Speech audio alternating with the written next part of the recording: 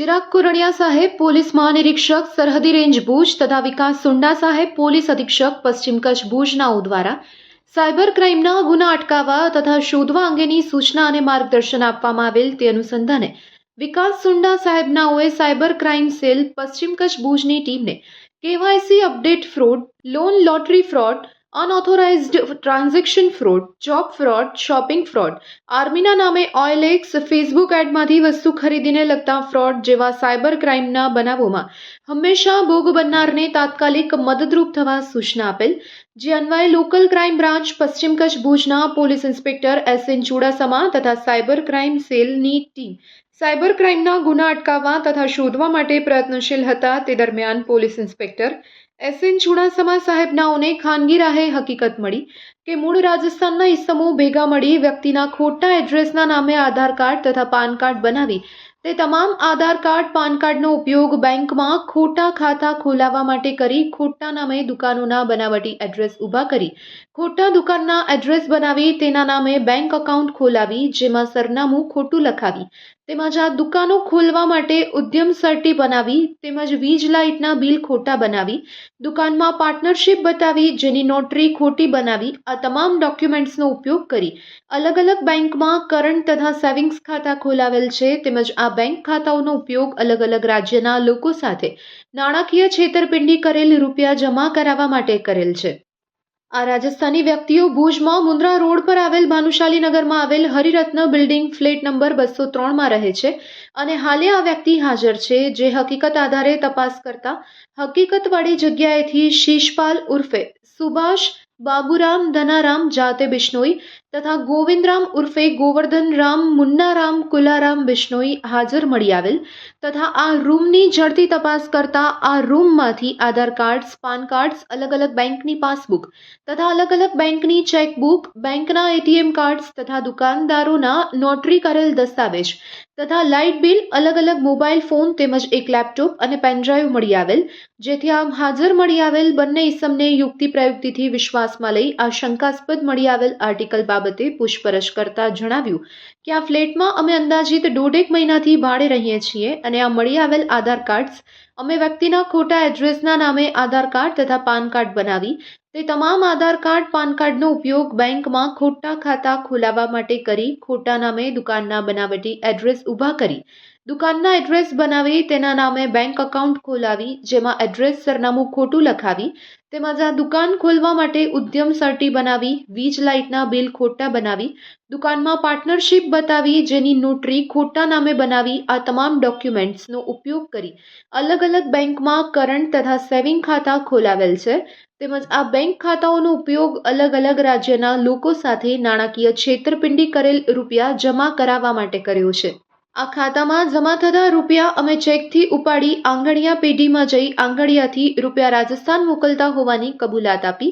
જેથી આ બંને ઇસમો પાસેથી નીચેની કેટલીક વિગતો મળી આવેલ તે મુદ્દામાલ કબજે કરી બંને ઇસમ ઉપર કાયદેસરની કાર્યવાહી કરી ભુજ શહેર બી ડિવિઝન પોલીસ સ્ટેશનમાં ભારતીય ન્યાય સંહિતા 2023ની કલમ 319 પેટા કલમ 2, 336 પેટા કલમ 2, 336 પેટા કલમ 3, 340 પેટા કલમ 2,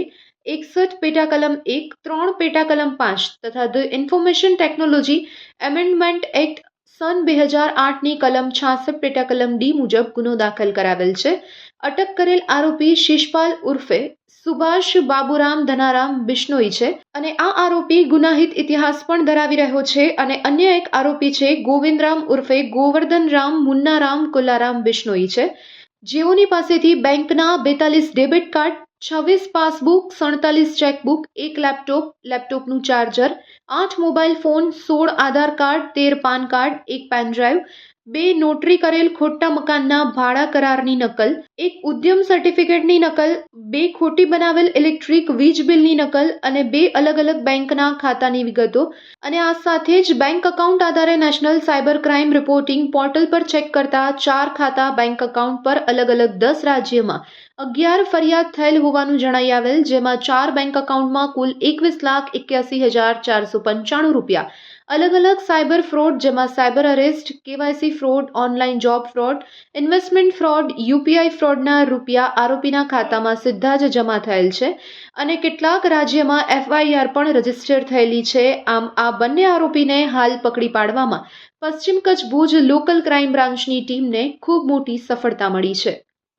जैसा आप सभी जानते हैं कि पिछले कई समय से भारत सरकार और राज्य सरकार के द्वारा लगातार जो साइबर फ्रॉड की घटनाएं हो रही हैं उसमें कड़क से कड़क कार्रवाई करने के लिए समय समय पर हमें मार्गदर्शन और ज़रूरी सुविधाएं उपलब्ध कराई जा रही हैं। इन्हीं प्रयासों के तहत कल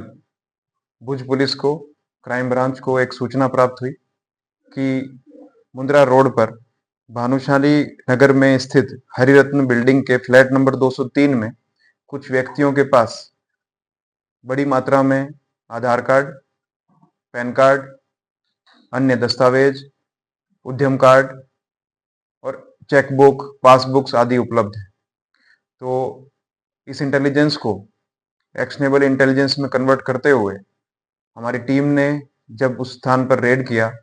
तो उस स्थान से दो व्यक्ति शिषपाल उर्फे सुभाष सन ऑफ बाबूराम धनाराम बिश्नोई और Govindram उर्फे Govardhan Ram son of Munnaram कुलाराम Bishnoi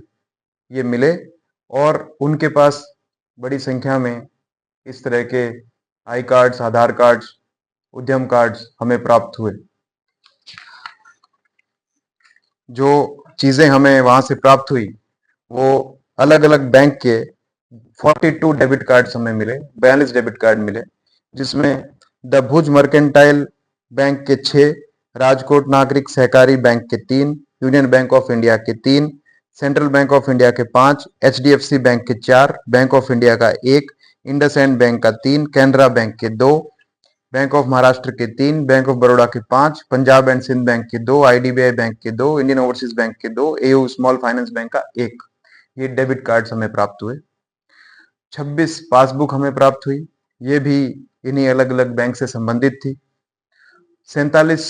chequebook हमें वहां से प्राप्त हुई, ये भी इन्हीं अलग अलग बैंकों से संबंधित थी। एक लैपटॉप हमें वहां से प्राप्त हुआ, 8 mobile phone, total 8 mobile phone हमें वहां से प्राप्त हुए।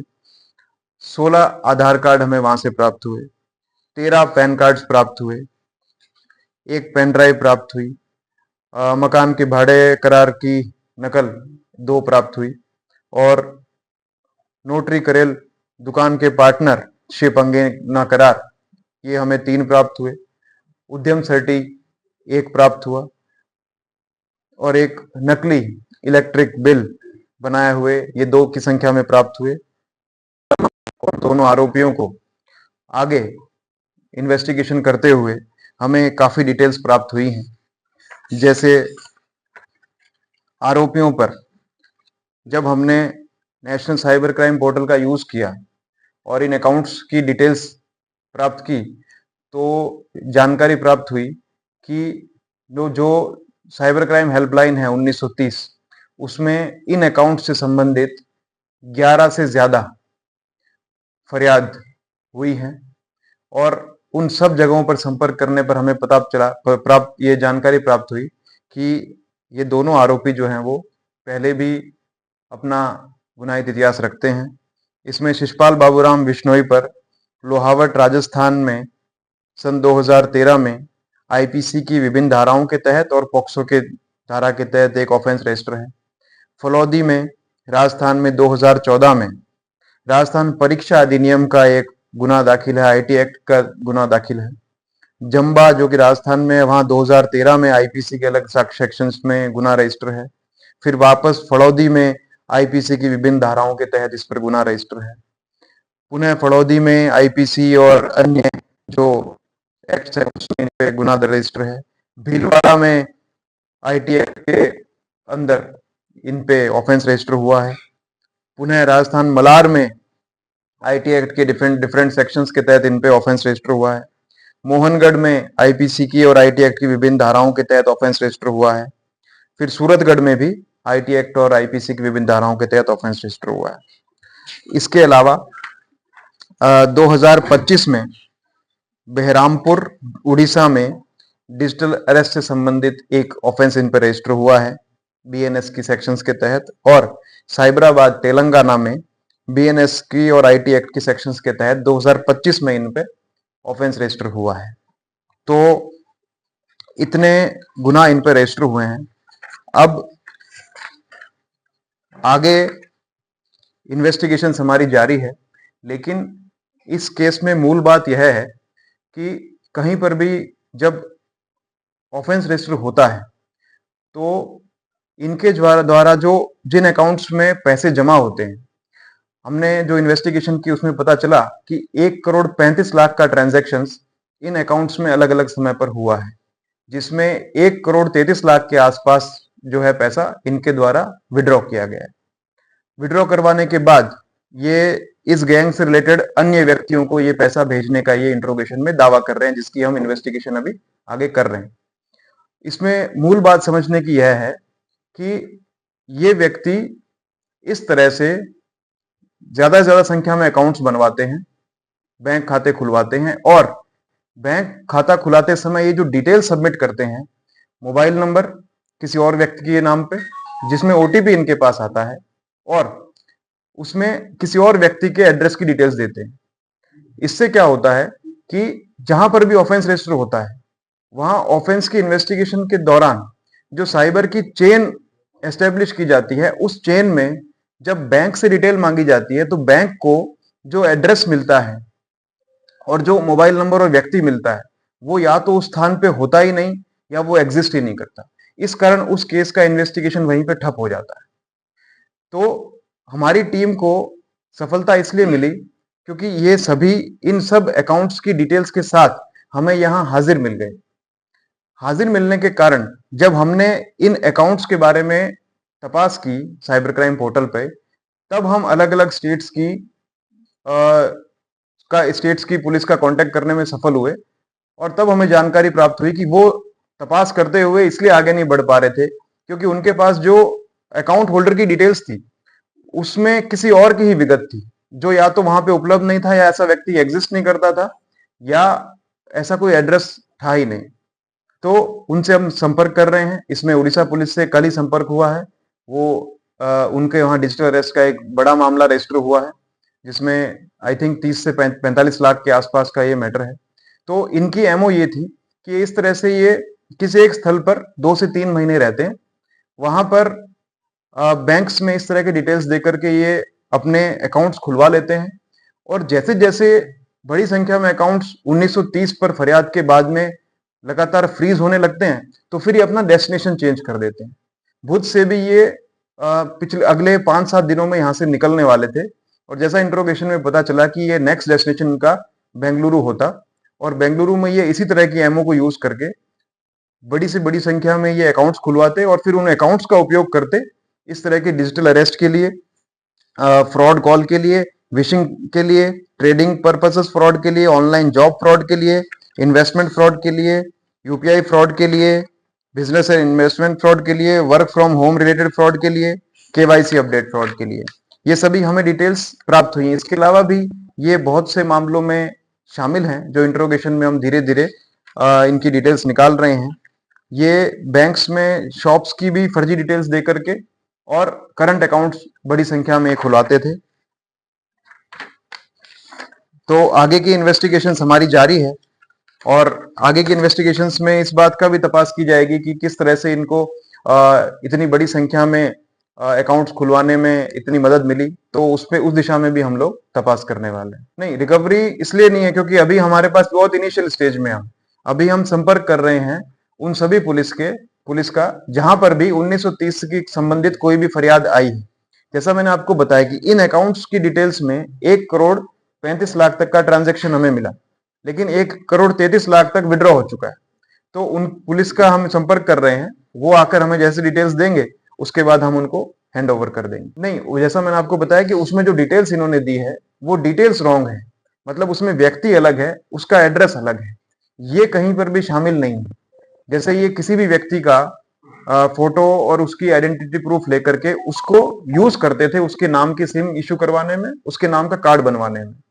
ताकि कभी भी कहीं पर भी कंप्लेंट हो तो कोई इनोसेंट व्यक्ति तक पुलिस पहुंच जाए। और इन तक कभी ना पहुंच सके। ये इनका बेसिकली एम होता है। ये पूरे इंडिया में घूमते रहते हैं समय समय पर। इस गैंग के सिर्फ 2 ही लड़के हमें प्राप्त हुए हैं अभी, जो भुज में थे यहाँ पे, और ये हर 2 महीने में डेस्टिनेशन बदलते हैं। क्योंकि 2 महीने में डेस्टिनेशन इसलिए बदलते हैं ये,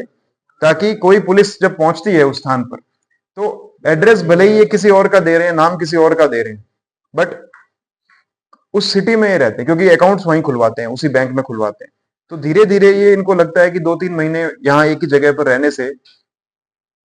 पुलिस की, अलग अलग स्टेट्स की पुलिस के हम नजर में ना आ जाए, तो ये अपनी डेस्टिनेशन हर 2-3 महीने में चेंज करते रहे। वो हम तपास कर रहे हैं उसकी, कि आसानी से, इतने आसानी से बैंक अकाउंट्स इतनी जल्दी इनके कैसे खुल जाते हैं, उसमें हम तपास कर रहे हैं।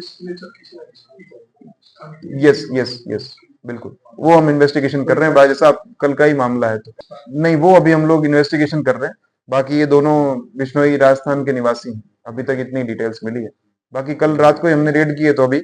इनिशियल स्टेज में इन्वेस्टिगेशन है। तो जैसे जैसे हमें और जानकारी मिलेगी हम आपको अवगत कराएंगे। और हम हेल्प भी ले रहे हैं, साइबर सेल अहमदाबाद की भी हेल्प ले रहे हैं, क्योंकि ये बड़ा मैटर है।